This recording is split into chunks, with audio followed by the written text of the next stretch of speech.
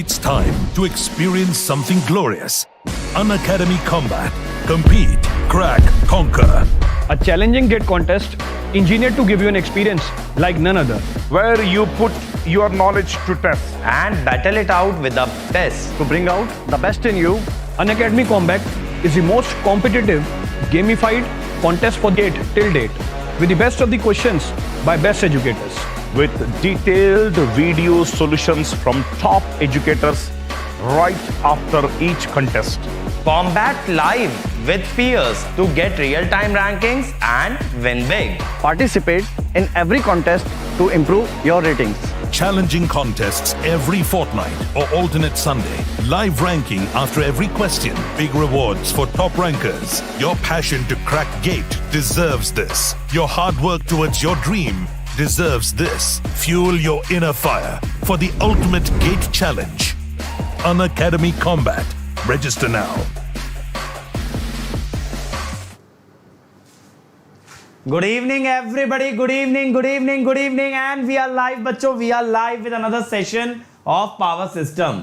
और आज क्या करने वाले हैं यार, आज शॉर्ट सर्किट फॉल्ट एनालिसिस हम लोग स्टार्ट करने वाले हैं। और इसके अंदर देखो यार, अभी तक मैं ना आपको सारे टूल्स बता चुका हूं जिनकी मदद से फॉल्ट एनालिसिस होता है। जैसे मैंने आपको बता दिया पर यूनिट सिस्टम, मैंने आपको बता दिया सिमेट्रिकल कंपोनेंट, और मैंने आपको बता दिया सीक्वेंस नेटवर्क। अब हम ये देखेंगे कि फॉल्ट होता क्या है, किस वजह से फॉल्ट आते हैं, और कैसे बेटा फॉल्ट का मैथमेटिकल एनालिसिस किया जाता है। तो आज की शाम बेटा फॉल्ट के नाम, ठीक है, आज की शाम फॉल्ट के नाम मोस्ट इंपॉर्टेंट टॉपिक है पावर सिस्टम का, और इसको बेस्ट वे में डील करने वाले हैं। तो बच्चों सबसे पहले सब लोग लाइक बटन हिट कर दें, जल्दी से यार लाइक कर देंगे सभी लोग, और सब लोग अपने सभी फ्रेंड सर्कल में शेयर कर देंगे। Facebook, Instagram, Telegram, WhatsApp, everywhere बेटा शेयर कर दो। सब लोगों को मालूम चल जाना चाहिए अंकित सर लाइव आ चुके हैं, और now is the time to crack power system. So let's crack it guys. So first of all, let me introduce myself, my dear friends. My name is Ankit Goyal. I got AIR1 twice in GATE in 2014 and 2018. I was awarded the President of India Gold Medal in the year 2013 when I graduated from IIT Indore. Till date, I have trained more than 1 lakh students in the online and the offline classes, and I am presently working as a director at Unacademy for GATE department. But बच्चों ये सब credential अपनी जगह है। What matters the most to us, कि क्या मेरे बच्चे इस साल गेट में फोड़ने वाले हैं। तो बेटा ये बता दो, गेट 2021 में क्या करने वाले हो, बताओ। गेट 2021 क्या मेरे बच्चे फोड़ने वाले हैं या नहीं। इतना कंटेंट बेटा, इतनी बेहतर आपको लेक्चर्स हमने आपको प्रोवाइड कर दिए completely free of cost on YouTube and Unacademy platform. अब तो बेटा आग लग जानी चाहिए गेट में, इस बार तो मचा देना है, इस बार तो आपको मचा देना है। अब देखो मेरे बच्चों, सिर्फ फ्री लेक्चर्स आपको सिर्फ और सिर्फ यूट्यूब पे ही नहीं, फ्री कंटेंट आपको ऑफर किया जा रहा है ऑन अनअकैडमी लर्निंग ऐप।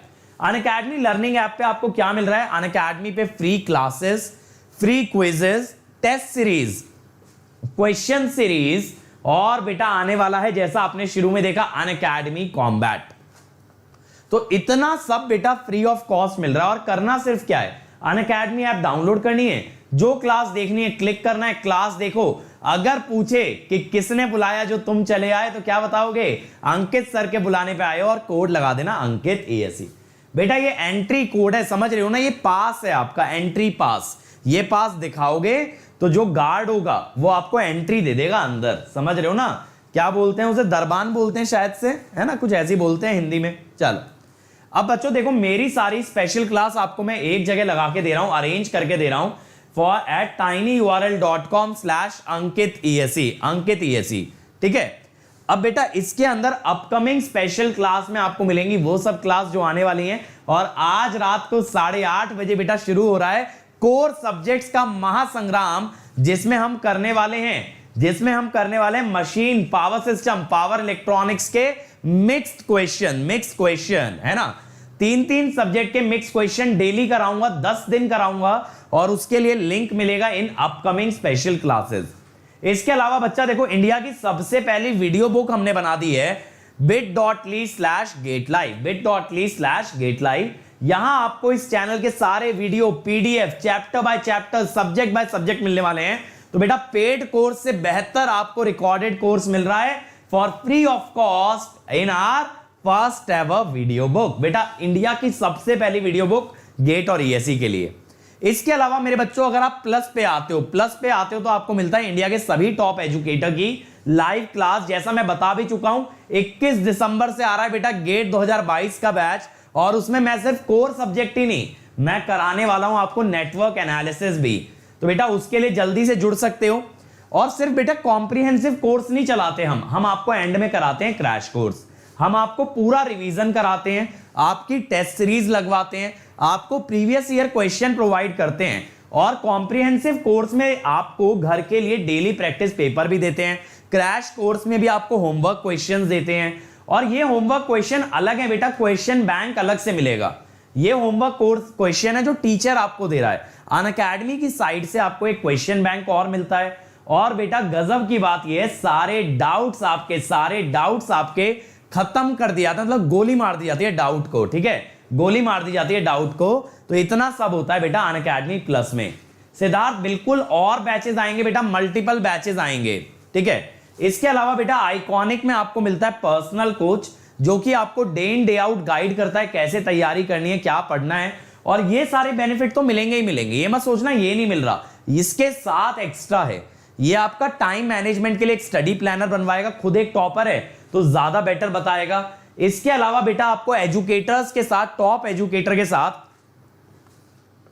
हर 2 हफ्ते में सेशन मिलेगा।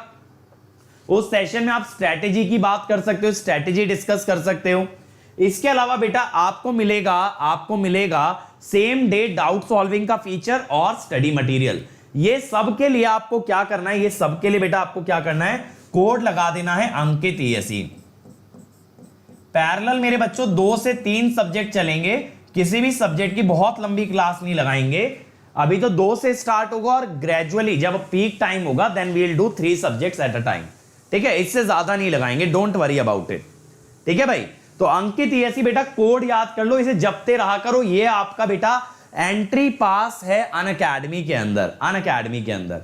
अब यार जल्दी से यार कंप्यूटर जी को कोड बता दो, मान नहीं रहे हैं, चालू नहीं हो रहे हैं, मान ही नहीं रहे हैं स्टार्ट होने के लिए। तो बेटा जल्दी से बता दो क्या कोड है, क्या पासवर्ड है, ये मान जाएंगे, ये चालू हो जाएंगे।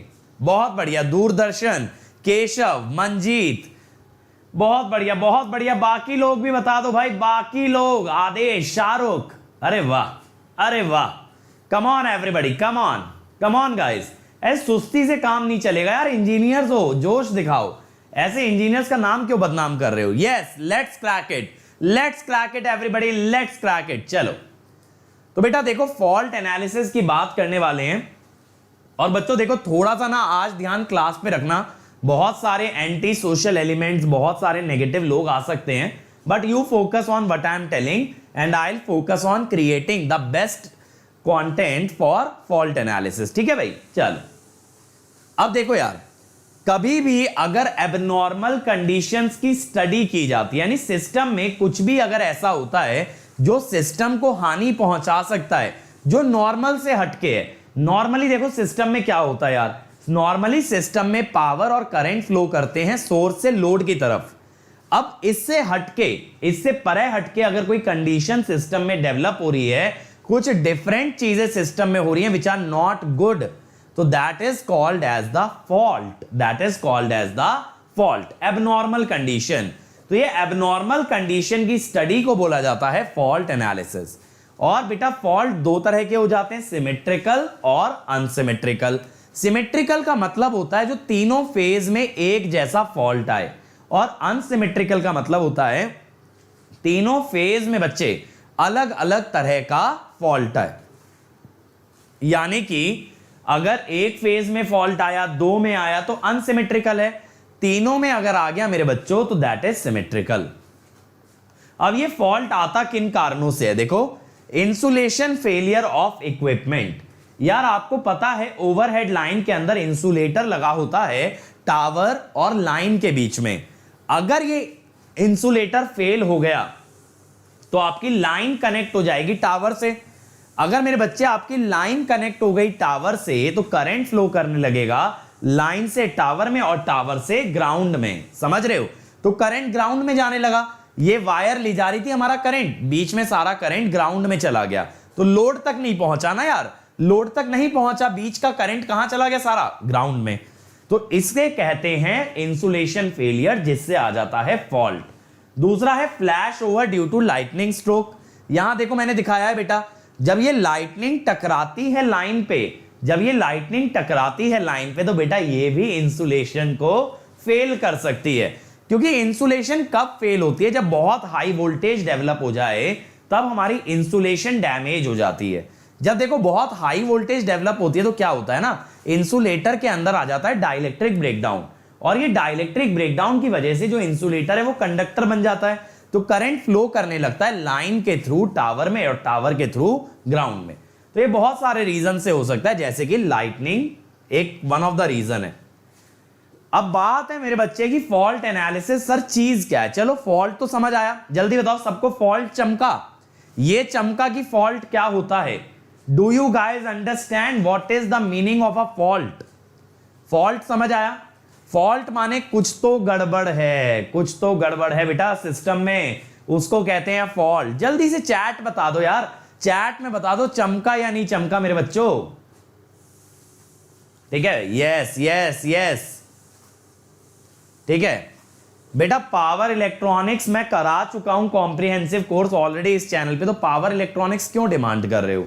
और अगर शॉर्ट में देखनी है तो मैं इलेक्ट्रिकल जंक्शन पे शॉर्ट में भी करा चुका हूं, क्विक रिवीजन भी करा चुका हूं, ठीक है, ये भी करा चुका हूं। और क्या करोगे? और कितनी पावर इलेक्ट्रॉनिक्स लोगे मेरे बच्चों? अब आगे सुनो, अब आगे सुनो, बात है फॉल्ट एनालिसिस क्या है। फॉल्ट तो चलो समझ आया, फॉल्ट एनालिसिस क्या चीज होती है? तो यार देखो, फॉल्ट एनालिसिस के अंदर हम फॉल्ट आने से पहले ही फॉल्ट को एनालाइज करते हैं। बेटा क्रैश कोर्स चाहिए तो इलेक्ट्रिकल जंक्शन पे चले जाओ, पावर इलेक्ट्रॉनिक्स के सारे मैराथन सेशन है, 15 से 16 घंटे में कंप्लीट पावर इलेक्ट्रॉनिक्स फिनिश हो जाएगा। लेकिन उसके लिए आपको कहां जाना पड़ेगा? इलेक्ट्रिकल जंक्शन चैनल पे, ठीक है, वहां मैंने पढ़ा रखा है। रेक्टिफायर भी कराया, चॉपर भी कराया, इन्वर्टर भी कराया है, और अगले संडे मैं आपको सेमीकंडक्टर डिवाइसेस भी करा दूंगा, तो आपका ये पावर इलेक्ट्रॉनिक्स वाला पूरा पार्ट कवर हो जाएगा, ठीक है? अब ध्यान से सुनो मेरी बात है फॉल्ट एनालिसिस क्या है। तो मैंने क्या बताया, फॉल्ट आने से पहले सिस्टम में ये एनालाइज करना पड़ता है मेरे बच्चों कि फॉल्ट आएगा तब क्या होगा, समझ रहे हो? पहले से तैयारी रखनी है। देखो जैसे अब आप लोग गेट की तैयारी कर रहे हो, तो आप लोग पहले से सोच के चलते हो ना यार कि कम्यूटेशन सर्किट का सवाल आएगा तो क्या करना है, फिर फॉल्ट का सवाल आएगा तो क्या करना है, स्टेबिलिटी के क्वेश्चन को कैसे टैकल करना है। तो ये है आपकी प्रिपरेशन। सेम चीज यार पावर सिस्टम को भी तैयारी करनी पड़ती है कि भैया अगर फॉल्ट आया तो क्या करेंगे, कैसे उसको मैनेज करेंगे। तो उस तैयारी के लिए फॉल्ट का एनालिसिस करना बहुत जरूरी है। यानी अगर आपको गेट के क्वेश्चन के लिए प्रिपेयर करना है तो गेट के क्वेश्चन का एनालिसिस या गेट के क्वेश्चन को सॉल्व करके देखना बहुत जरूरी है, सॉल्व करके देखना बहुत जरूरी है। सेम चीज हम यहां कर रहे हैं कि फॉल्ट आने से पहले सिस्टम में ये एनालाइज कर ले रहे हैं कि फॉल्ट आएगा तब क्या होगा। क्योंकि अगर ये पता चल गया ना कि फॉल्ट आने पे क्या होगा, कितना करंट बनेगा, कितनी वोल्टेज बनेगी, तो उसी अनुसार बेटा आप क्या कर सकते हो, प्रोटेक्शन डिजाइन कर सकते हो। यानी सिस्टम में ऐसी प्रोटेक्शन लगानी है जो सिस्टम को फॉल्ट से बचा ले। तो उसके लिए पहले से पता होना चाहिए कि फॉल्ट में कितना करंट आने वाला है। तो फॉल्ट एनालिसिस करके हम रिले और सर्किट ब्रेकर इसकी रेटिंग निकाल लेते हैं कि कितना रेटिंग का, कितने करंट का रिले लगेगा और कितने करंट का सर्किट ब्रेकर लगेगा। आगे की कहानी सुनो, इतना समझ आया? प्रोटेक्शन सिस्टम का पहला स्टेप क्या होगा, फॉल्ट। यानी कि फॉल्ट जब तक एनालाइज नहीं कर लोगे, we can not design the protection equipment. अब आगे की कहानी सुनो। अब प्रोटेक्शन इक्विपमेंट में यार दो एलिमेंट्स होते हैं, एक तो रिले और एक मेरे बच्चे सर्किट ब्रेकर। रिले का काम है बेटा सर्किट ब्रेकर को यह समझाना कि भाई साहब फॉल्ट आ चुका है, भैया जी फॉल्ट आ गया है। ये कौन बोलेगा, ये आवाज कौन लगाएगा, रिले। और फिर आएंगे हमारे बाहुबली भैया एकदम सर्किट ब्रेकर, वो क्या करेंगे, निपटा देंगे फॉल्ट को। जैसे आपने मूवीज में देखा है ना, एक हीरो होता है, एक साइड किक होता है, जैसे अभी मैं एक कपिल शर्मा का शो देख रहा था, उसमें इस पे बागी 3 पे बात चल रही थी, उसमें से रितेश देशमुख है, जब भी पिटता है तो वो क्या करता है, वो अपने भाई को आवाज लगाता है। सेम वे में जब भी फॉल्ट आएगा तो रिले आवाज लगाएगा सर्किट ब्रेकर को, ठीक है। तो सर्किट ब्रेकर का काम है फॉल्ट को हटाना, लेकिन उसे बुलाने का काम किसका है, रिले का। तो रिले को डिजाइन करते हैं मिनिमम फॉल्ट करंट के हिसाब से, यानी छोटी से छोटी गड़बड़ी वो रिकॉग्नाइज कर ले, उसे रिकॉग्नाइज करना है बेटा, उसका काम है पहचानना, है ना, उसका काम है पहचानना। तो उसे अगर आपने मिनिमम फॉल्ट करंट के हिसाब से डिजाइन किया है, तो यानी वो मिनिमम से ऊपर अगर गया, मिनिमम से ऊपर अगर गया तो बता देगा भैया फॉल्ट आ गया। समझ रहे हो ना। मान लो सबसे कचरा फॉल्ट है, लेटस से एलजी सबसे छोटा फॉल्ट है, छोटे लेवल का गुंडा है, ठीक है। अब इतना छोटा का मतलब राजपाल यादव टाइप का गुंडा भी आ जाए तो भी ये उसे बोलना है कि भाई गुंडा आ गया है, यानी छोटे से छोटे फॉल्ट को पहचानना है। तो उसके लिए क्राइटेरिया क्या होगा, मिनिमम फॉल्ट करंट। और सर्किट ब्रेकर, यार सर्किट ब्रेकर इतना स्ट्रांग होना चाहिए कि बड़े से बड़े फॉल्ट को निपटा दे। तो सर्किट ब्रेकर डिजाइन होता है on the basis of maximum fault current. देखो हीरो को अपने फाइट करनी है तो हीरो को रेडी रहना होगा सबसे हाईएस्ट लेवल के विलेन के लिए, लेकिन जो साइड किक है उसका काम क्या है, जो साइड हीरो है अपना, उसका काम है सिर्फ आवाज लगाने का। तो उसे छोटे से छोटे गुंडे के आने पे आवाज लगानी पड़ेगी, तो इसीलिए वो डिजाइन होगा मिनिमम फॉल्ट करंट पे। चमका ये बताओ रिले में क्यों मिनिमम फॉल्ट करंट लेना है और सर्किट ब्रेकर में क्यों मैक्सिमम लेना है। ये बात समझ आई कि नहीं आई, बताओ। समझ आई ना बढ़िया तरीके से, समझ आई? जल्दी बोलो यार, जल्दी बोलो मेरे भाई, समझ आया सब लोगों को? चमका के नहीं चमका, तभी आगे बढ़ेंगे, एक बार आप लोग कंफर्म करोगे। समझ गए ना। तो मैं यहां लिख भी देता हूं, प्रोटेक्टिव रिलेज के लिए देखा जाता है मिनिमम फॉल्ट करंट, और बेटा सर्किट ब्रेकर के लिए देखा जाता है मैक्सिमम फॉल्ट करंट, ठीक है। यहां से एक क्लियर हो जाना चाहिए। चलो अब types of fault. Welcome Roshan, welcome बेटा, अगर आपका फर्स्ट क्लास है। अब देखो यार, दो तरह के फॉल्ट होते हैं, एक आता है शंट में और एक आता है सीरीज में। यानी देखो एक लाइन जो जा रही है, एक फॉल्ट ऐसे आ सकता है और एक ऐसे आ सकता है। ये वाला हो गया सीरीज और ये वाला हो गया शंट। अब शंट के अंदर बेटा 5 फॉल्ट होते हैं, 5। Line to ground, line to line, line to line to ground, then 3 phase and 3 phase to ground. ये देखो ये जो 3 फॉल्ट हैं ऊपर वाले, यार इसमें ना तीनों फेज नहीं आए, इसमें एक या मैक्स टू मैक्स 2 फेज आए। तो इस तरह के फॉल्ट को आप कहते हो बच्चे अनसिमेट्रिकल। क्या बोलोगे? अनसिमेट्रिकल, क्योंकि इसके अंदर मेरे भाई तीनों फॉल्ट इंक्लूड नहीं हुए, सॉरी तीनों फेज इंक्लूड नहीं हुए। अब ये जो आखिरी के 2 हैं, यहां चौथे वाला फॉल्ट ये कह रहा है, चौथे वाला फॉल्ट ये कह रहा है कि तीनों लाइन आपस में शॉर्ट हो गई, तीनों लाइन आपस में शॉर्ट हो गई। और पांचवे वाला ये कह रहा है शॉर्ट भी हो गई और वो ग्राउंड भी हो गई, यानी तीनों आपस में जुड़ी और फिर वो ग्राउंड से कनेक्ट हो गई। तो बेटा इसको बोलते हैं सिमेट्रिकल फॉल्ट, ठीक है। 2 तरह के फॉल्ट एनालिसिस मैं आपको कराने वाला हूं, एक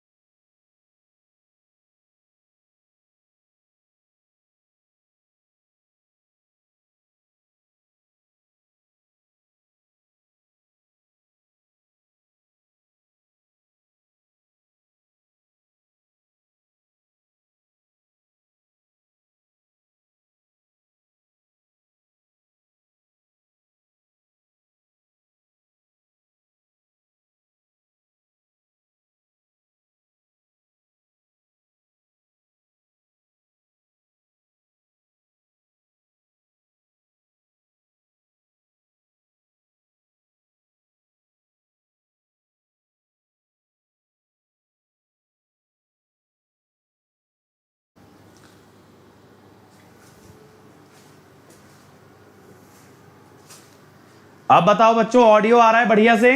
ऑडियो आ रहा है? बिल्कुल, फॉल्ट आ गई है बेटा, फॉल्ट आ गई है ना, फॉल्ट आ गया था हमारे सिस्टम के अंदर। नाउ मैंने एक सर्किट ब्रेकर बन के फॉल्ट को क्लियर कर दिया है। अब मैंने एक सर्किट ब्रेकर बन के मेरे बच्चे फॉल्ट को क्लियर कर दिया है। अब मेरे हिसाब से आपको बढ़िया आवाज आ रही होगी, ठीक है? हाँ, तो हम लोग क्या बात कर रहे थे बेटा कि रिएक्टेंस डायग्राम अगर आपने बढ़िया तरीके से तैयार कर लिया तो सिमेट्रिकल फॉल्ट बहुत इजी है, ठीक है? अब ये दूसरे हैं series type of fault. Series के अंदर क्या है, एक कंडक्टर ओपन हो गया जैसे मैंने यहां पे दिखाया है, या दो कंडक्टर ओपन हो गए। बट बेटा ये जो दोनों फॉल्ट है ना, ये गेट और ईएससी में नहीं आते। तो हमारा फोकस जो है ना शंट वाले फॉल्ट्स पे रहने वाला है, ना कि सीरीज वाले फॉल्ट्स पे, ठीक है? तो हम लोग क्या करेंगे, हम लोग शंट वाले फॉल्ट पे वर्क करेंगे। क्लियर है ये चीज समझ आई सब लोगों को भाई? जस्ट अ मिनट गाइस, ठीक है? चलो अब देखो यार, एजम्पशंस क्या होती हैं बेटा? फॉल्ट लेने में एजम्पशंस लेनी पड़ती हैं, यानी कि फॉल्ट एनालिसिस करने के लिए कुछ एक ऐसी अप्रोक्सीमेशंस, कुछ एक ऐसी एजम्पशंस हमें लेनी है जिससे कि फॉल्ट का रिजल्ट हम लोग निकाल सकें। सबसे पहला, generator is represented as a constant voltage source behind sub transient reactance.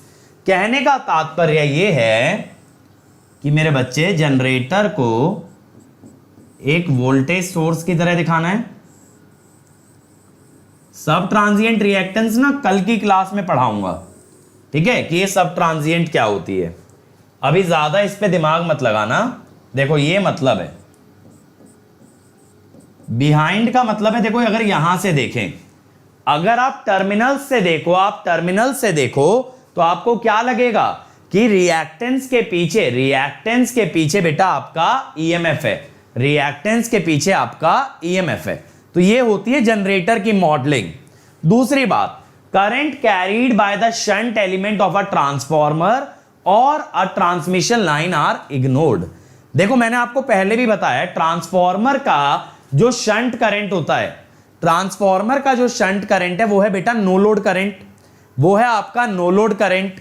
अब वो no load current fault current से कम 100 गुना छोटा है, 100 गुना छोटा है, तो उसको इग्नोर कर दो। सेम वे में ट्रांसमिशन लाइन का जो शंट करंट है बेटा वो है लाइन चार्जिंग करंट, ठीक है, लाइन चार्जिंग करंट। तो बेटा वो भी इतना छोटा है कि उसे भी इग्नोर कर सकते हो। सुभद्रा बेटा शंट और सीरीज एक साथ आए बहुत कम प्रोबेबिलिटी है, यानी लाइन में ग्राउंडिंग भी आ गई और लाइन टूट भी गई, ऐसा होना बहुत रेयर है। समझ रहे हो ना? देखो जैसे एक लाइन का ग्राउंड होना आसान है, 3 लाइन का ग्राउंड होना थोड़ा सा मुश्किल है, ठीक है? तो बेटा उसके अंदर 2 फॉल्ट एक साथ आए थोड़ा सा टफ है।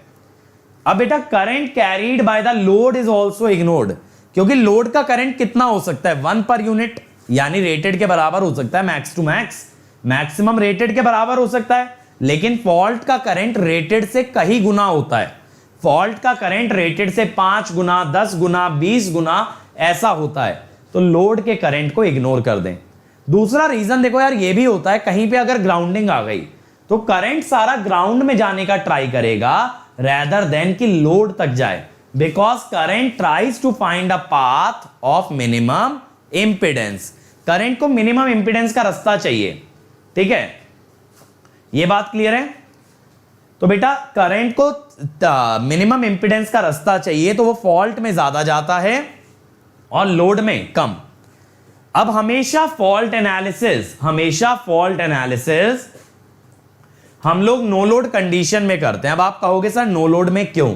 ताकि बेटा जिस पॉइंट पे, ध्यान से सुन लेना, जिस पॉइंट पे फॉल्ट आने वाला है, ध्यान से सुनना, जिस पॉइंट पे फॉल्ट आने वाला है उसकी वोल्टेज क्या होगी? मैक्सिमम। कैसे मैक्सिमम होगी? देखो यार, अगर बेटा नो लोड है और यहां करंट 0 है तो आप समझ गए ना, ड्रॉप नहीं आएगा। अगर बच्चा IA 0 है तो ड्रॉप 0 है, अगर मेरे बच्चे ड्रॉप 0 है तो वोल्टेज है मैक्सिमम। अगर वोल्टेज मैक्सिमम आ रही है तो V बाय Z अगर आप करके करंट निकालोगे, V बाय Z करके अगर करंट निकालोगे मेरे बच्चों, तो करंट आएगा मैक्सिमम। करंट क्या आएगा? मैक्सिमम। चमका ये कि नो लोड कंडीशन क्यों लेके चल रहे हैं? नो लोड में करंट नहीं होगा, नो लोड में ड्रॉप नहीं होगा, वोल्टेज मैक्सिमम होगी और मैक्सिमम वोल्टेज पे फॉल्ट करंट भी मैक्सिमम आएगा, फॉल्ट करंट भी मैक्सिमम आएगा। और मेरे बच्चे फॉल्ट करंट मैक्सिमम आया तो ये हो गया worst case analysis. Worst case analysis, तो वर्स्ट केस एनालिसिस करने के लिए बेटा आपको क्या करना है? आपको क्या करना है? आपको नो लोड कंडीशन पे काम करना है। ठीक है, एक बार जल्दी से दोबारा गो थ्रू कर लेते हैं। मैंने बताया जनरेटर के मॉडल में एक ईएमएफ और एक सब ट्रांजिएंट रिएक्टेंस आती है। बाहर से देखे तो ऐसा लगता है EMF is behind the sub transient reactance. दूसरा मैंने एजम्पशन बताया शंट एलिमेंट का करंट इग्नोर करना है, चाहे फिर वो ट्रांसफार्मर हो चाहे फिर ट्रांसमिशन लाइन। अब बिंदास बॉय पूछ रहे हैं फॉल्ट में करंट क्यों बढ़ जाता है? क्योंकि बेटा इंपीडेंस मिनिमाइज हो जाती है, इंपीडेंस कम हो जाती है फॉल्ट आने पे। अगर यहां रास्ते में फॉल्ट आ गया तो बेटा V बाय Z के हिसाब से करंट बनेगा बहुत हाई, क्योंकि दूसरी तरफ की वोल्टेज क्या हो गई? जीरो।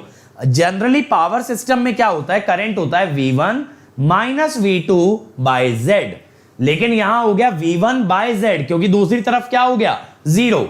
जहां ग्राउंडिंग आ गई वहां वोल्टेज हो गई जीरो, तो V1 बाय Z होगा high as compare to V1 minus V2 by Z। अब तीसरा point, current carried by the load is ignored, क्योंकि लोड का करंट फॉल्ट के करंट से बहुत कम होता है। और दूसरी बात, जब रास्ते में जाते जाते करंट को ग्राउंडिंग मिल जाएगी तो ज्यादातर करंट फॉल्ट में चला जाएगा रेदर देन आगे लाइन में कंटिन्यू करे। रोशन मेरे भाई, किसी लाइन का इंपीडेंस कभी जीरो नहीं हो सकता, किसी लाइन का करंट बेटा कभी जीरो नहीं हो सकता, that is not practically possible.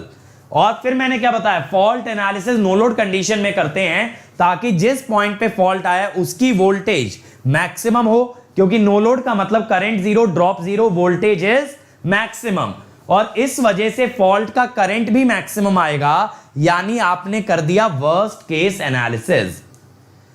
अब बच्चे अगली एजम्पशन देखो, सिंक्रोनस मोटर को इग्नोर नहीं करते फॉल्ट के दौरान। ध्यान से सुन लेना क्यों।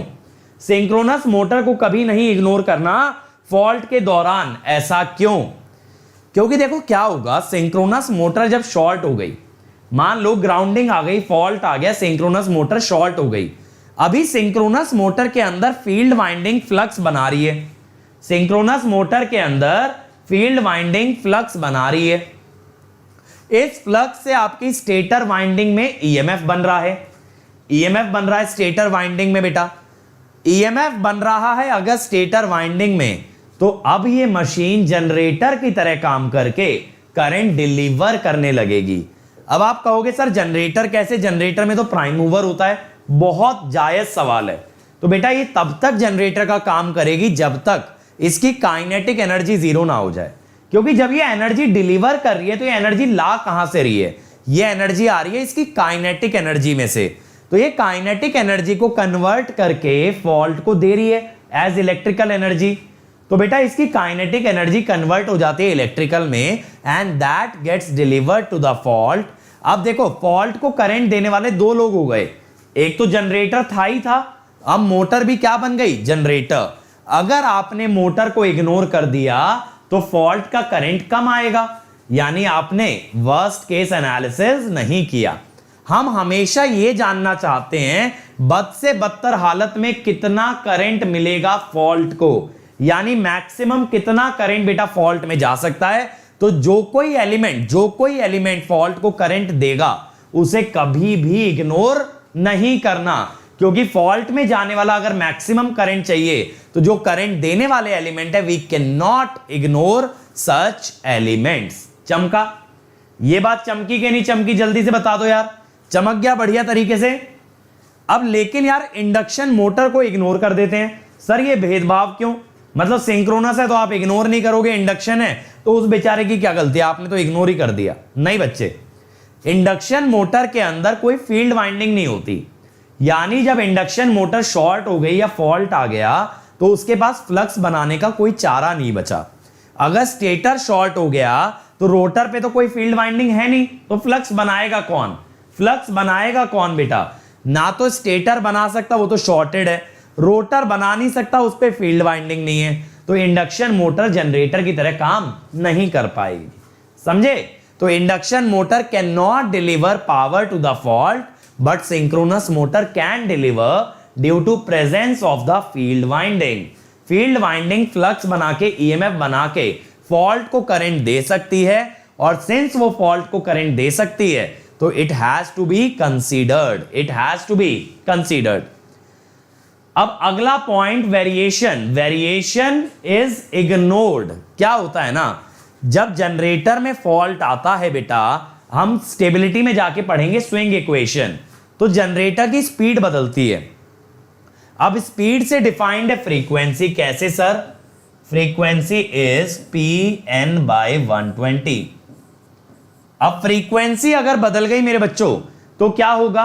तब आपकी सारी रिएक्टेंसेस बदल जाएंगी, यानी आपका पूरा नेटवर्क बदल जाएगा। आपका पूरा नेटवर्क बदल जाएगा, क्योंकि हर रिएक्टेंस होती है ओमेगा एल, हर रिएक्टेंस होती है ओमेगा एल।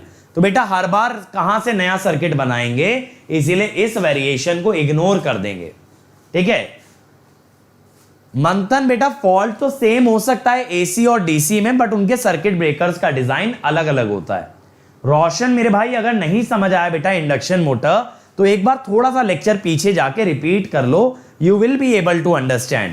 अगर आपने मशीन पढ़ा है तो आप जानते होंगे इंडक्शन मोटर में अलग से फील्ड वाइंडिंग नहीं होती, वहां फ्लक्स स्टेटर बनाता है। अगर आपने स्टेटर पे शॉर्टिंग कर दी तो फ्लक्स बनाने के लिए कोई नहीं बचा। बिना फ्लक्स के ईएमएफ नहीं होगा और बिना ईएमएफ के करंट नहीं होगा। लेकिन सिंक्रोनस मशीन के अंदर रोटर पे फील्ड वाइंडिंग होती है जो डीसी सोर्स से चलती है, और वो बनाती है फ्लक्स, और उसके फ्लक्स से बेटा बनता है करंट, ठीक है? तो सिंक्रोनस मोटर में फॉल्ट आने पे करंट पैदा हो सकता है, लेकिन इंडक्शन में नहीं हो सकता। अब जल्दी से यार चैट में सब बच्चे मुझे बता दें, सारी एजम्पशन क्लियर हुई या नहीं हुई? सारी एजम्पशन क्लियर हुई या नहीं हुई? जल्दी बता दो यार, जल्दी से बताओ मेरे बच्चों। एवरीथिंग क्लियर और नॉट? एवरीथिंग क्लियर और not? Clear? Clear to everybody? चमका के नहीं चमका भाई? जल्दी से बताओ बेटा, जल्दी से बताओ, तभी आगे बढ़ेंगे। एक एक बेसिक आपका ना जड़ से क्लियर करता जा रहा हूं, लेकिन एक चीज ध्यान रखना, फॉल्ट और स्टेबिलिटी में थोड़ा सा रोल मशीन का भी आता है, तो मशीन पढ़ा हुआ होना चाहिए, ठीक है? चलो अब आते हैं order of severity. Sir what happened when speed variation is comparably high? Subhadra speed का जो वेरिएशन है बहुत छोटा होता है बेटा, 1 हर्ट्ज के आसपास फ्रीक्वेंसी वेरी करती है। ऐसा होता है 50 से 49 या 51 चली गई, लेकिन इतना वेरिएशन तो इग्नोर कर सकते हो, वरना कौन बार बार क्वेश्चन सॉल्व करेगा? अब मान लो कि सुभद्रा क्वेश्चन सॉल्व कर रहे हैं, है ना? अब सुभद्रा ने आधा निकाल ही लिया था, आंसर आने वाला था, मैंने जाके कान में बोल दिया धप्पा फ्रीक्वेंसी अब 51 लो। अब बेचारे ने फिर से शुरू से चालू किया, फिर थोड़ी देर में जाके मैंने फिर से बोल दिया अब करो 52 से। अब बंदा क्या करेगा ना, मेरा ही सिर फोड़ देगा थोड़ी देर में, ठीक है? तो ऐसा नहीं करना है, ठीक है? ऐसा कभी नहीं होना चाहिए। मुझे भी अपनी सुरक्षा देख के चलनी है, इसीलिए फ्रीक्वेंसी एक ही लेके चलेंगे, बार बार नहीं बदलेंगे, ठीक है? वरना समय के साथ फ्रीक्वेंसी बदलती जाती है। जैसे फॉल्ट अगर सिस्टम में जितनी देर रहेगा, वो रोटर की स्पीड को बढ़ा के या घटा के किसी ना किसी तरह से स्पीड बदलेगा, बट इस इफेक्ट को हम क्या कर रहे हैं? Ignore.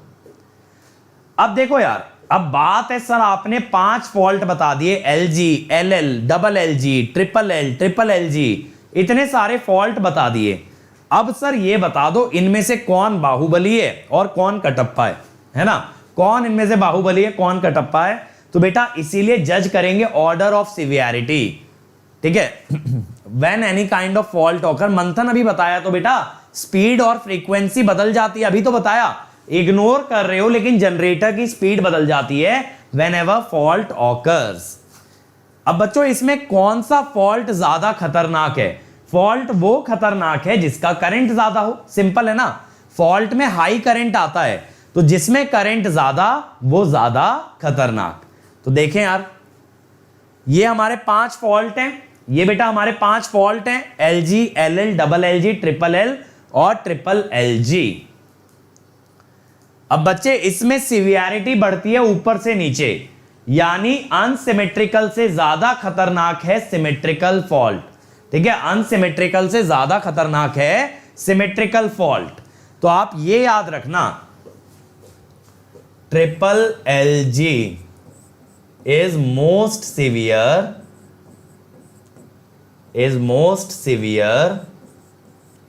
fault if fault occurs in transmission line।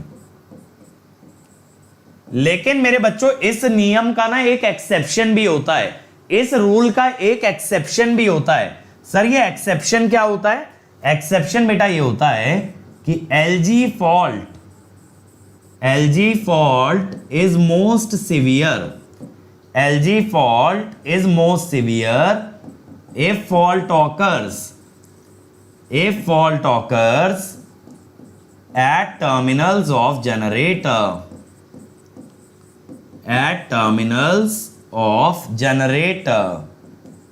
ठीक है भाई। तब LG फॉल्ट सबसे खतरनाक फॉल्ट है, तब सबसे खतरनाक है। अब देखो यार, ये एक्सेप्शन आपको बहुत अच्छे से याद रखनी है एग्जाम के लिए कि LG is the most severe when the fault occurs eight generator terminal. अब आपका सबसे पहला क्वेश्चन मुझे आएगा सर कैसे, है ना? लो आ भी गया, मैंने बोला और ये WM नाम के बच्चे ने लिख भी दिया सर वाई। बेटा ये मैं फॉर्मूले से आपको डिराइव कराऊंगा, बट उसके लिए पहले मुझे फॉर्मूला डिराइव करके रखना पड़ेगा सिमेट्रिकल और अनसिमेट्रिकल में। ठीक है, सिमेट्रिकल और अनसिमेट्रिकल का फॉर्मूला डिराइव करके रखूंगा। तो मेरे बच्चों जिस दिन फॉल्ट की आखिरी क्लास लगेगी ना, जिस दिन फॉल्ट की आखिरी क्लास लगेगी, आप मुझे याद दिला देना सर आपने ये पॉइंट बोला था कि आप लास्ट में डिराइव कराओगे और मैं आपके लिए डेरिवेशन दिखाऊंगा। ठीक है, लेकिन याद आपको रखना है बेटा, जिम्मेदारी आपकी, वरना स्किप हो जाएगा। गुरजीत मैं यही कह रहा हूं बेटा, जनरेटर के टर्मिनल पे कोई भी फॉल्ट आ जाए उसमें सबसे रिस्की है LG। बाकी देखो सिस्टम में कहीं भी फॉल्ट आए, सिमेट्रिकल वाला खतरनाक है, लेकिन जनरेटर के टर्मिनल पे सबसे खतरनाक फॉल्ट है लाइन टू ग्राउंड। ठीक है राम बेटा, अगले हफ्ते फॉल्ट खत्म ही हो रहा है, टेंशन क्यों ले रहे हो? अगले हफ्ते डन हो जाएगा, उसके बाद स्टेबिलिटी पढ़ाऊंगा। ठीक है, अब बेटा प्रोबेबिलिटी ऑफ ऑकरेंस ऊपर की तरफ बढ़ती है, यानी कि एक लाइन में फॉल्ट आने का चांस ज्यादा है एज कंपेयर टू तीनों लाइन में आए। ठीक है, कम से कम देखो ऐसा होता है 70% फॉल्ट यार इधर होते हैं, 15% line to line, 10% double LG और बचे हुए 5% होते हैं सिमेट्रिकल। तो सिमेट्रिकल फॉल्ट का आना बहुत रेयर है, सिमेट्रिकल फॉल्ट का आना बच्चों बहुत रेयर है। ज्यादातर फॉल्ट कौन सा आता है? LG। तो एक लाइन ग्राउंडेड हो जाए ज्यादा चांस है एज कंपेयर टू कि तीनों की तीनों ग्राउंड हो गई।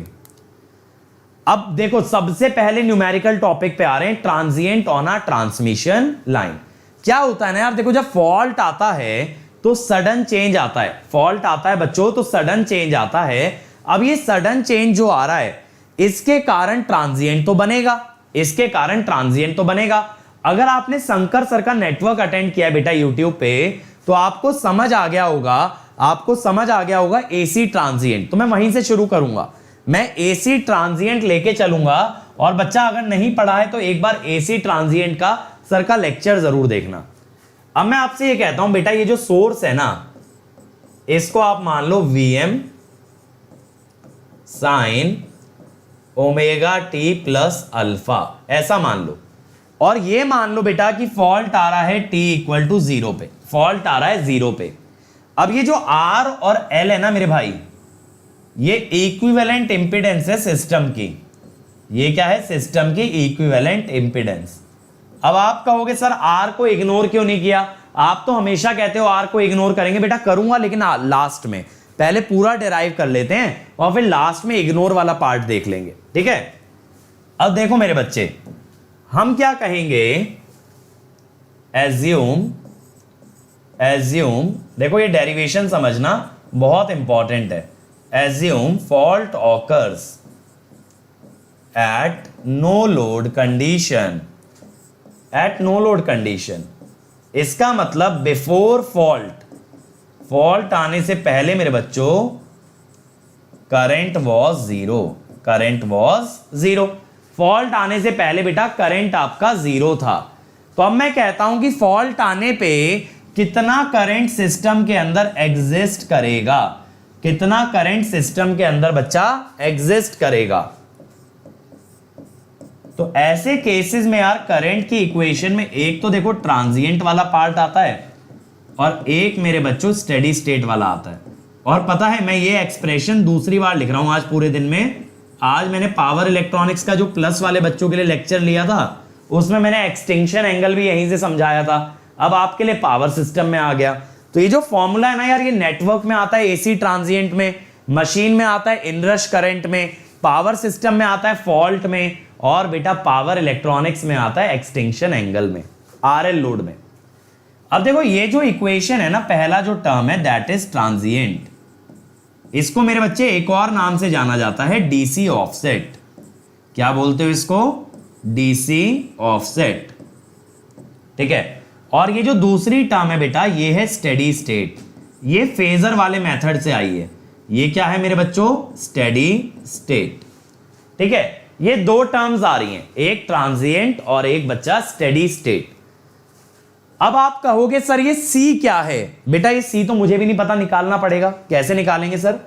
देखो यार, inductor current can not change instantly. मानते हो ये बात? इंडक्टर का करंट बेटा अचानक से तो नहीं ना बदलेगा। इसीलिए मैं क्या कहता हूं कि I zero plus is zero. Fault तो जीरो पे ही आया है ना, फॉल्ट तो जीरो टाइम पे आया है, यानी फॉल्ट आते ही एकदम से तो करंट हाई नहीं हो गया होगा। अगर एकदम से मेरे बच्चे करंट हाई नहीं हुआ तो करंट इनिशियल क्या मान लो? जीरो। इनिशियल करंट बेटा अगर जीरो लेके चल रहे हो तो इस इक्वेशन में देखो जीरो डालो, जीरो डालो तो zero equal to C, time की जगह जीरो डालना है, साइन अल्फा माइनस फाइव। तो यहां से सी क्या आ गया भाई?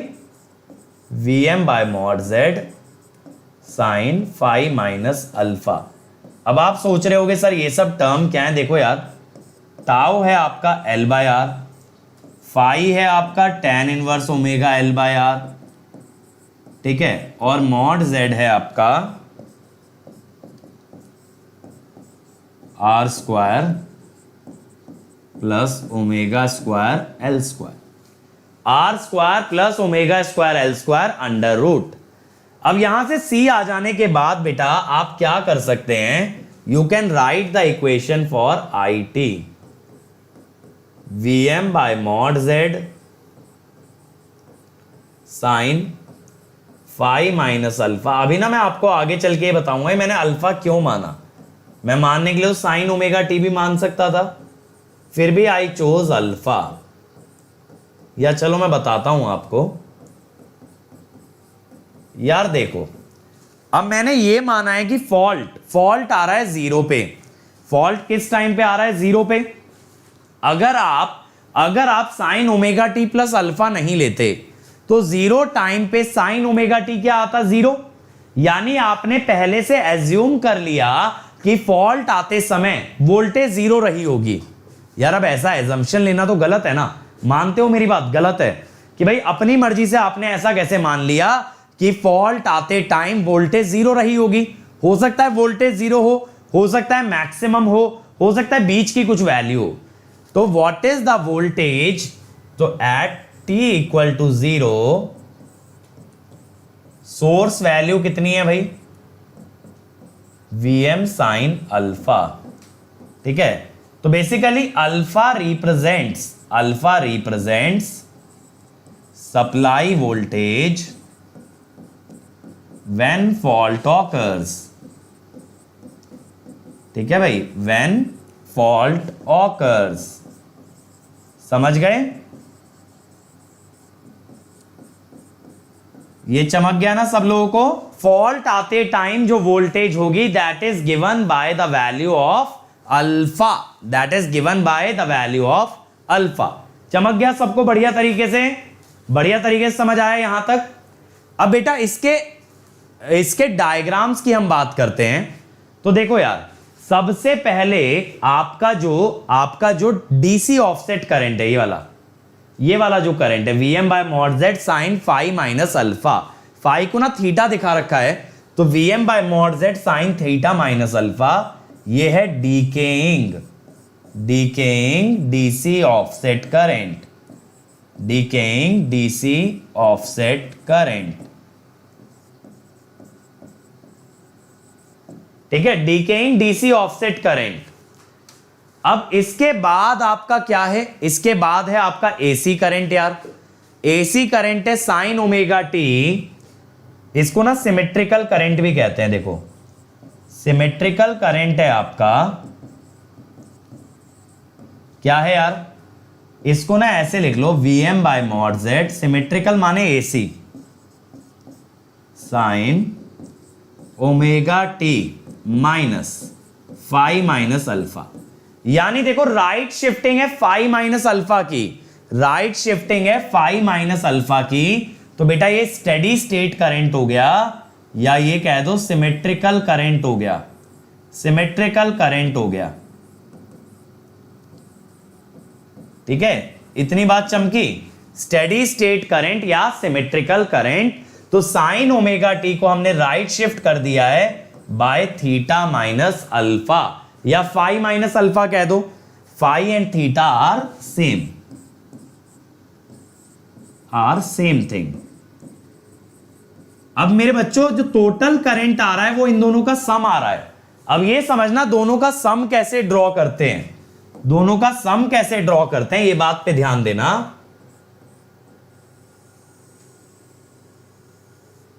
देखो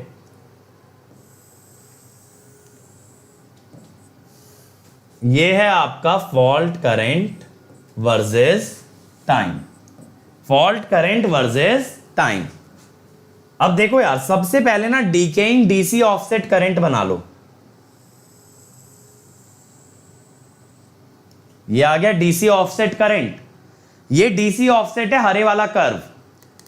अब बच्चा देखो इसके अंदर जो टर्म आप ऐड कर रहे हो वो साइनोसोइडल है, साइन वेरी करता है 1 और -1 के बीच में, साइन वेरी करता है 1 और -1 के बीच में। यानी ये डीसी वाली टर्म में या तो Vm by mod Z add हो सकता है या फिर Vm by mod Z subtract हो सकता है। ध्यान से समझो, अगर साइन 1 हुआ तो Vm by mod Z add हो गया, साइन अगर -1 हुआ तो Vm by mod Z subtract हो गया। तो मैं क्या करता हूं, मैं ना इसके ऊपर 2 लेवल्स और ले लेता हूं। देखो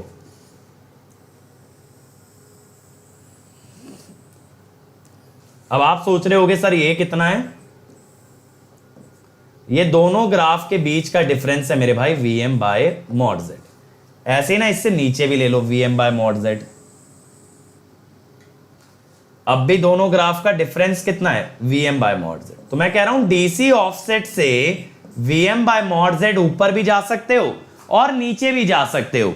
Vm बाय मॉड Z ऊपर भी जा सकते हैं बेटा और नीचे भी। अब इसके बीच में आपका आएगा साइनोसोइडल ऑसिलेशन। देखो 0 से स्टार्ट होगा, इनिशियल करंट 0 था,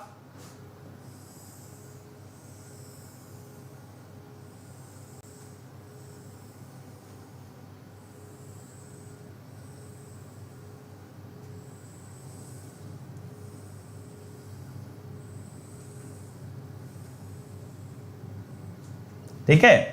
इस टाइप का ग्राफ बन जाता है बच्चा आपका टोटल करंट का, इस टाइप का ग्राफ बन जाता है टोटल करंट का। समझ आया? बढ़िया दिख रहा है ना ग्राफ? तो यार एकदम बढ़िया लग रहा है, स्क्रीन में देखने में मजा आ रहा है। तो समझ आया ग्राफ ड्रॉ कैसे करते हैं? सबसे पहले डीसी ऑफसेट, फिर उसमें एसी की पीक वैल्यू ऐड करना है, सब्ट्रैक्ट करना है, और बीच में क्या बनाना है? साइन। इसका मतलब है साइन के ग्राफ को आपने ऊपर शिफ्ट कर दिया है कितनी वैल्यू से, कितनी वैल्यू से?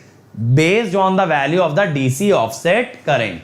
ठीक है, ऊपर और नीचे क्यों लिखे यार? अभी तो बताया। देखो ये डीसी ऑफसेट है पहली टर्म, अगर ये साइन 1 हुआ तो इसमें Vm by mod Z add हो गया, साइन अगर -1 हुआ तो Vm by mod Z subtract हो गया।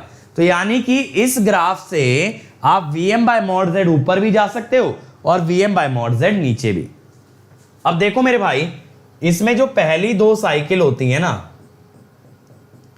इसे कहा जाता है सब ट्रांजिएंट, यानी ट्रांजिएंट से भी पहले का रीजन। ट्रांजिएंट से भी पहले का रीजन, इसमें कितनी साइकिल आती हैं? 1 से 2 साइकिल। ठीक है, फिर बेटा अगली कुछ साइकिल के लिए बात होती है ट्रांजिएंट की। फिर अगली कुछ साइकिल के लिए बात होती है ट्रांजिएंट की, यहां आती हैं 2 से 5 साइकिल। और लास्ट में जब ये ग्राफ आपका डीसी ऑफसेट वाला खत्म हो गया, तब ये बन गया स्टेडी स्टेट। ठीक है, तब ये बन गया स्टेडी स्टेट। तो बेटा ग्राफ यहां 3 हिस्सों में बटा है, 3 हिस्सों में बटा है। पहली 1 या 2 साइकिल सब ट्रांजिएंट, अगली 2 से 5 साइकिल ट्रांजिएंट, और लास्ट जहां पे आपका ग्राफ फ्लैट हो जाए, या ये कह दो ऊपर और नीचे बराबर आने लगे क्योंकि डीसी वाला पार्ट खत्म हो गया है, उसे कहोगे स्टेडी स्टेट। समझ आया ये ग्राफ? देखो मेरे से जो है ना IOCL के इंटरव्यू में पूछ लिया था बेटा ये वाला ग्राफ, यही ग्राफ मुझसे पूछ लिया गया था, तो ये ग्राफ अच्छे से याद रखना। ठीक है, चलो अब एसिमेट्रिकल आरएमएस क्या होता है? देखो बेटा एसिमेट्रिकल का मतलब क्या है, अगर आप ये ग्राफ देखो तो ये ऊपर और नीचे एक जैसा नहीं है, लास्ट में जाके बराबर हुआ है जब डीसी खत्म हो गया, बट उससे पहले ऊपर ज्यादा है नीचे कम है, तो दिस ग्राफ इज एसिमेट्रिकल। ये ग्राफ एसिमेट्रिकल है, तो इसके आरएमएस को कहते हैं एसिमेट्रिकल आरएमएस। एसिमेट्रिकल आरएमएस कैसे निकालोगे? आपको पता है करंट में एक कंपोनेंट है डीसी और एक है एसी, तो आपको आरएमएस का फंडा पता होगा। डीसी और एसी के साथ कैसे निकालते हैं? √DC² plus AC²। अब डीसी कौन से वाला था याद करो, देखो Vm² mod Z² sin² theta minus alpha e⁻⁻2t/τ plus Vm²/2। अब आप कहोगे सर sin² क्यों नहीं लिखा? बेटा जब साइन की आरएमएस लेते हैं, जब साइन की आरएमएस लेते हैं तो उसमें साइन थोड़ी लिखते हैं, वो होती है एम्पलीट्यूड बाय √2। तो साइन का एम्पलीट्यूड तो मेरे भाई यही है ना, Vm/mod Z, इसको √2 से डिवाइड कर दिया, बस इतना ही तो किया है। ठीक है, अब इसमें देखो सिमेट्रिकल आरएमएस की अगर बात की जाए, सिमेट्रिकल आरएमएस, सिमेट्रिकल आरएमएस ये है एसी वाली, एसी वाली सिमेट्रिकल आरएमएस है। ठीक है, तो एसी कंपोनेंट को क्या बोलोगे? सिमेट्रिकल आरएमएस, और एसी प्लस डीसी को मेरे बच्चे क्या बोलोगे? Asymmetrical RMS. अगर ग्राफ में देखें, देखो जैसे मान लो यहां पे देखें, अब ये डीसी वाली वैल्यू है x, और इस डीसी के ऊपर का जो रीजन है मान लो ये रीजन है y, यानी डीसी वाली वैल्यू जो है x और उसके ऊपर जो साइन आया है वो है y। तो आप ये भी कह सकते हो I asymmetrical RMS is √x² plus y²/2, और I symmetrical RMS is y/√2। ठीक है, y/√2, y/√2। अरे यहां sin ω_t थोड़ी है बेटा, ये कांस्टेंट टर्म है। ऐसा मत सोचो कि अगर मैंने दे दिया sin 30 तो sin 30 का भी स्क्वायर नहीं लोगे, लेकिन sin ω_t जो है आपका वो साइन है, एक तरह से साइन फंक्शन है, साइन वेरिएबल है, उसको इंक्लूड नहीं करते, उसको इंक्लूड नहीं करते। बट बेटा अगर ऐसे मैं लिख दूं कि मुझे बताओ जैसे 2 sin 30 ये एसी क्वांटिटी है या डीसी? 2 sin 30 क्या है ये, एसी या डीसी? जल्दी से बताओ चैट में, 2 sin 30 इज इट एसी और डीसी? क्या है, क्या है यार, जल्दी से लिख दो चैट के अंदर। Come on everybody, come on everybody. ये है डीसी, तो बेटा डीसी का तो डायरेक्ट स्क्वायर होगा ना। अब आती है बात maximum momentary current. Maximum momentary current का मतलब होता है बच्चा ये जो पहली पीक है, यानी ये मैक्सिमम करंट है जो सिर्फ एक इंस्टेंट के लिए टिकता है। ठीक है, it occurs for a instant, occurs eight an instant. ये सिर्फ एक इंस्टेंट पे आता है, दैट इज दिस करंट। अब इसकी वैल्यू कैसे निकालते हो? देखो यार, आपने IT निकाला है ना, साइन थीटा माइनस अल्फा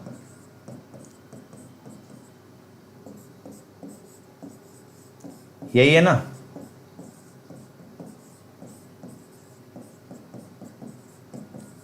तो मैं कहता हूं कि for maximum momentary current, for maximum momentary current sine omega t plus alpha minus theta is 1। तो यानी कि omega t is π/2 plus theta minus alpha. तो टाइम इज 1/ओमेगा π/2 प्लस थीटा माइनस अल्फा। ये आ गया टाइम, ठीक है, ये आ गया बेटा टाइम।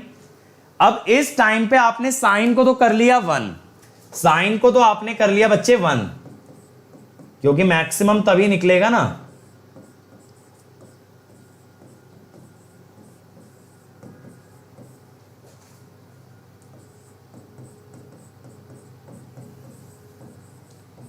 अब मेरे भाई मैं ये कहता हूं, देखो कि इग्नोर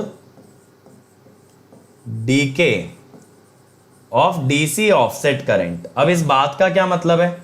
देखो यार, डीसी ऑफसेट करंट गिर रहा है ना एक्सपोनेंशियली, e की पावर -t/τ टाइम के साथ गिर रहा है, टाइम के साथ गिर रहा है ना, लेकिन इस फैक्टर को इग्नोर कर दो। यानी आप ये मान लो कि नहीं गिरा, ये मान लो कि नहीं गिरा। एक्सपोनेंशियल की इनिशियल वैल्यू क्या होती है? 1। आप मान लो इतने कम टाइम में वो नहीं गिर पाया। समझ आया? मैं मान रहा हूं कि जिस टाइम पे मैं ले रहा हूं उतने टाइम के अंदर करंट नहीं गिरा, करंट में डिक्रीज बहुत रेयर आया, बहुत रेयर। तो बच्चा देखो, Vm/mod z 1 plus sign theta minus alpha. अब देखो, अब आपका मैं क्वेरी लूंगा जो आपने बोला कि सर रेजिस्टेंस इग्नोर करें तो क्या। मैं कहता हूं if resistance is ignored, if resistance is ignored, तो बच्चे इंपेडेंस जो होगी वो jx बनेगी, यानी थीटा क्या बनेगा? 90। थीटा क्या बनेगा? 90। तो IT कितना हो गया? Vm/x sine 90 minus alpha cos alpha. अब मैंने आपको बताया था कि फॉल्ट ऑकर्स एट t = 0, जहां पे वोल्टेज कितनी थी? Vm sine alpha. नाउ अगर मैं अल्फा को 0 कर दूं, यानी फॉल्ट ऑकर्स, अगर अल्फा 0 हो गया, यानी कि fault occurs when voltage is 0, तब आपका IT क्या आ जाएगा? तब आपका IT क्या आ जाएगा? 2Vm/x। अब देखो यार, AC की पीक वैल्यू क्या है? एक सेकेंड, ये IT नहीं कहलाएगा, ये IMM कहलाएगा, है ना। इसको क्या बोलोगे? IMM। AC की पीक थी आपकी Vm/mod z या Vm/x। तो बेटा ये उससे दुगना आ रहा है ना, इसीलिए इसे कहते हैं डबलिंग इफेक्ट। क्या कहते हैं? Doubling effect. तो जो आपका पीक करंट आता है वो अप्रोक्सीमेटली, जो आपका पीक करंट आता है बच्चा, वो अप्रोक्सीमेटली डबल आ जाता है AC से, डबल आ जाता है AC से। तो जो आपका स्टेडी स्टेट करंट है उससे दुगना बन जाता है मैक्सिमम मोमेंटरी करंट। ये बात क्लियर हो गई? अब रोशन पूछ रहे हैं सर रेजिस्टेंस क्यों इग्नोर किया? बेटा वर्स्ट केस एनालिसिस के लिए किया, यानी ये मालूम करने के लिए कि कितना मैक्सिमम करंट आ सकता है, कितना मैक्सिमम करंट। तो रेजिस्टेंस रिएक्टेंस से छोटा होता है, तो इग्नोर रेजिस्टेंस को ही कर सकते हो, रिएक्टेंस को थोड़ी, बड़ी वैल्यू को थोड़ी इग्नोर कर सकते हैं। चलो तो बच्चों आज के लिए इतना ही। अब टाइम हो गया है क्विज का। आपके लिए अगेन 3 क्वेश्चन है और मिनिमम टाइम में आपको करेक्ट आंसर देना है। तो आपको रूल्स पता है बेटा, जल्दी से लिख दो सब लोग। Let's crack it, let's crack it everybody, let's crack it. और स्टार्ट कर लेते हैं क्विज, स्टार्ट कर लेते हैं क्विज। ठीक है, डबल से ज्यादा नहीं हो सकता, डबल से ज्यादा नहीं हो सकता। चलो अब बच्चे सबसे पहला question, in which region does the circuit breaker open the circuit. ठीक है, in which region does the circuit breaker open the circuit, कौन से रीजन में, कौन से रीजन में सर्किट ब्रेकर सर्किट को खोलता है। And the time is about to be up, and the time is up. तो बेटा आंसर है ट्रांजिएंट, ट्रांजिएंट। सब ट्रांजिएंट में करंट इतना ज्यादा है, सब ट्रांजिएंट में करंट इतना ज्यादा है कि सर्किट जल जाएगा। स्टेडी स्टेट इतनी देर बाद आती है कि सर्किट डैमेज हो जाएगा। तो बचा क्या, ट्रांजिएंट। ये मेरे से IUCL के इंटरव्यू में क्वेश्चन किया गया था कि सर्किट ब्रेकर किस रीजन में ऑपरेट करता है। तो बच्चा याद कर लो ट्रांजिएंट में, क्योंकि स्टेडी स्टेट बहुत देर में आती है, उतने में सर्किट डैमेज हो सकता है। सब ट्रांजिएंट में करंट इतना हाई है, अगर उसमें अगर ऑपरेट कर गया तो सर्किट ब्रेकर खुद जल जाएगा इतने हाई करंट पे। अगला question, symmetrical fault is the most severe fault, true और false. Symmetrical fault is the most severe fault, true या बेटा फॉल्स। टाइम निकला जा रहा है मेरे बच्चे, टाइम निकला जा रहा है, जल्दी से। 3, 2, 1 and the time is gone. False, क्योंकि इसका एक एक्सेप्शन होता है। एक्सेप्शन क्या था, वो था LG fault most severe. LG fault is most severe at generator terminals,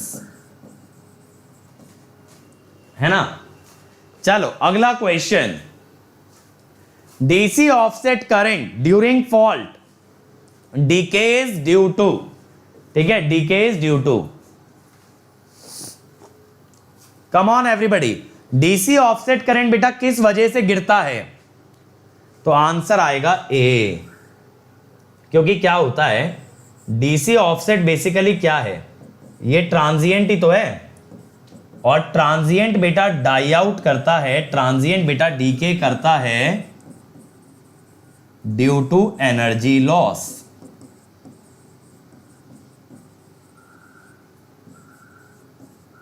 ठीक है, समझा। अब बच्चों ये हमारा नया बैच है जो कि स्टार्ट होने वाला है 21 दिसंबर से अनअकैडमी पे फॉर गेट 2022।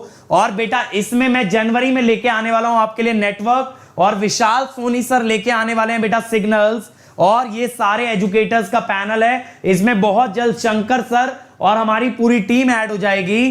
तो बेटा ये प्लस पे आ रहा है, अगर आपको इसका हिस्सा बनना है तो जल्दी से अंकित ESE कोड लगाओ और प्लस पे आ जाओ बेटा, प्लस पे आ जाओ। 2022 में भी आग लगा देंगे।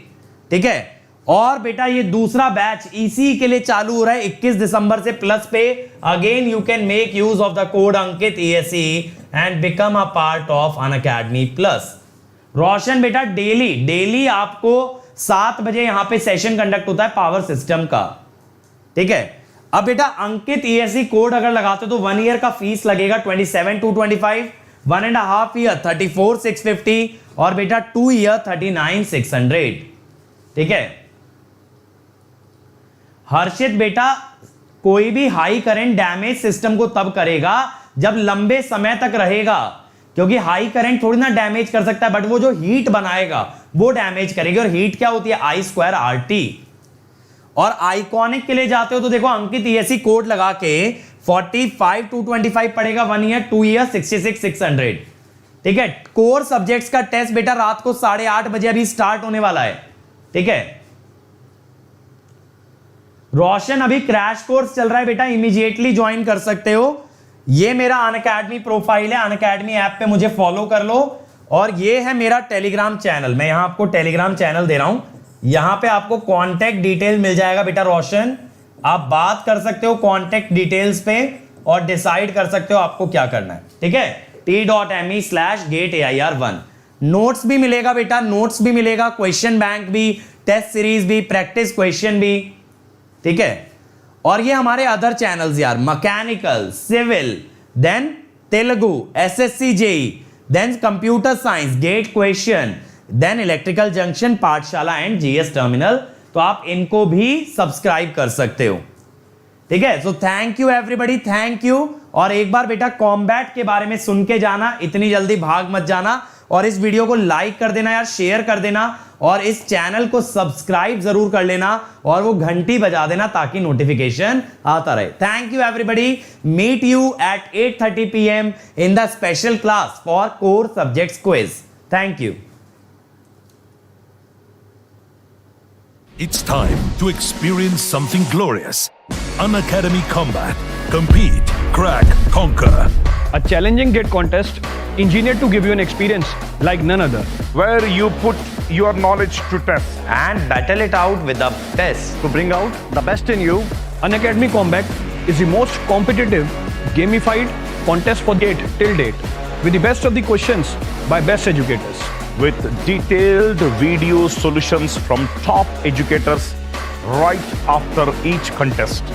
Combat live with peers to get real-time rankings and win big. Participate in every contest to improve your ratings. Challenging contests every fortnight or alternate Sunday. Live ranking after every question. Big rewards for top rankers. Your passion to crack GATE deserves this.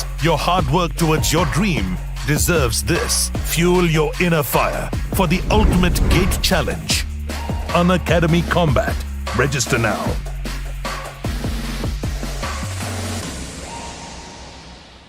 It's time to experience something glorious. Unacademy Combat.